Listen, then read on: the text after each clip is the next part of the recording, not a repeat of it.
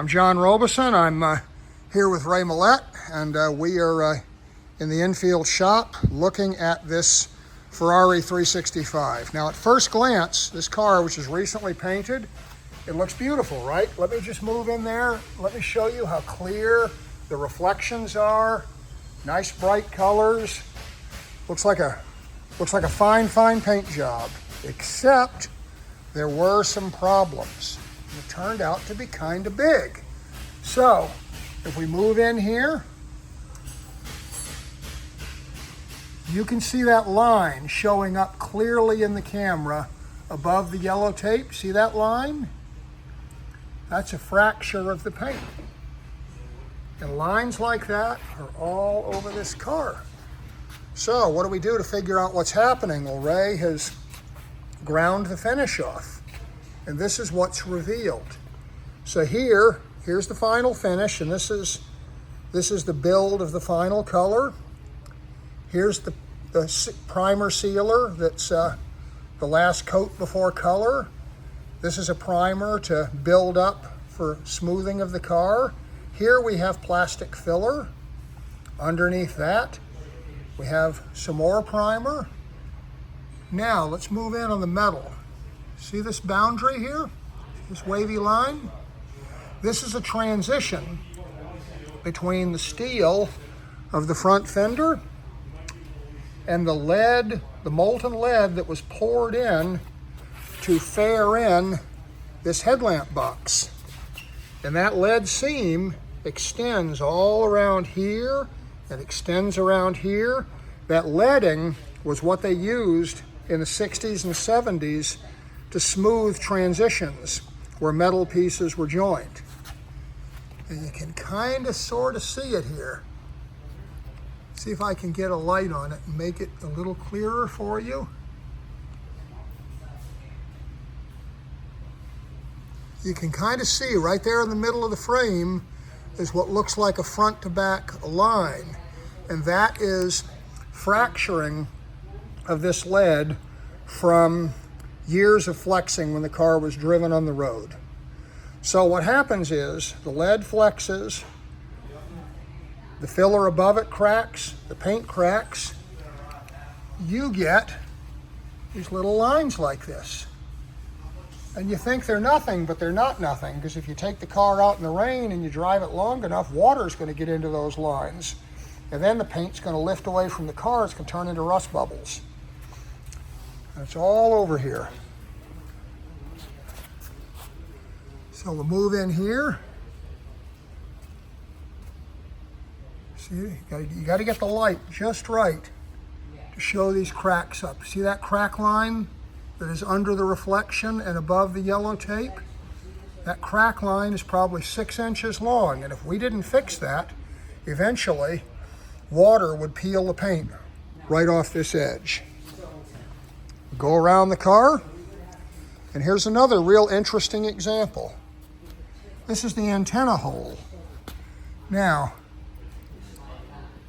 look at this. There we are. You see that crack at the antenna hole? It's very clearly visible. And I want to show you, look at the thickness of that opening. Now, you hold this piece up right here for comparison.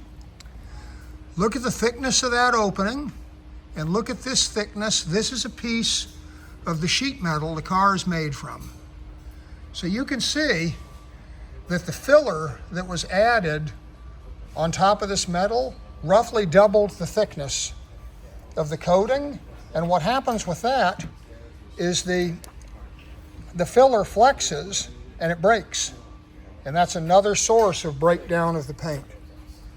So the result of all that is, as beautiful as this car looks at 20 feet, the paint is actually going to break apart. If we were to take this car and drive it on the road, if we drove this thing 100 miles on a dirt road, it would be full of fractures. And there are other issues. Ray, you want to show us the solvent popping issues and such on the trunk? Sure. Is that right in this area here? Is that we have solvent popping? Is that and These appear as like little bubbles or craters in the paint. It's very hard to depict this in a video, but you see the white bars, the reflections of the fluorescent lights on the ceiling, and you see the rippling in those bars as I'm moving the camera back and forth.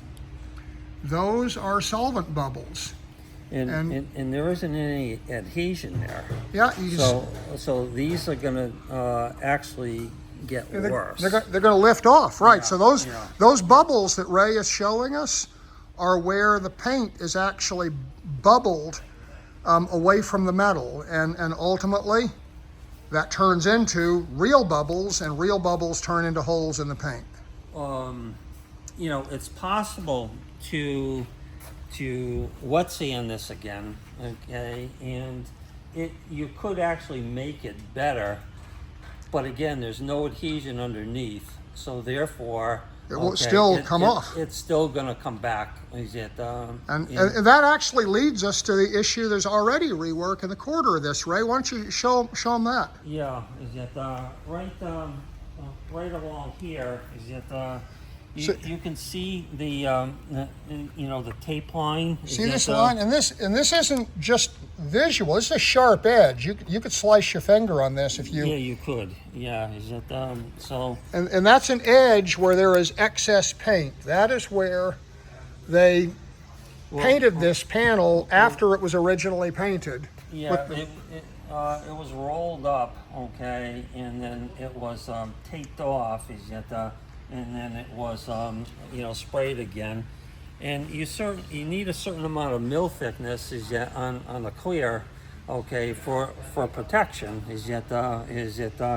And so this has I think we're going to find out that part of what has gone bad on this car is what's underneath. Yeah. But I also believe that there's too much paint and too much filler. Too much film thickness of the clear. Is that the base is very, very thin. Is that it's very thin, and usually within about 2 to 4 coats, the base coat, you've got enough base coat on.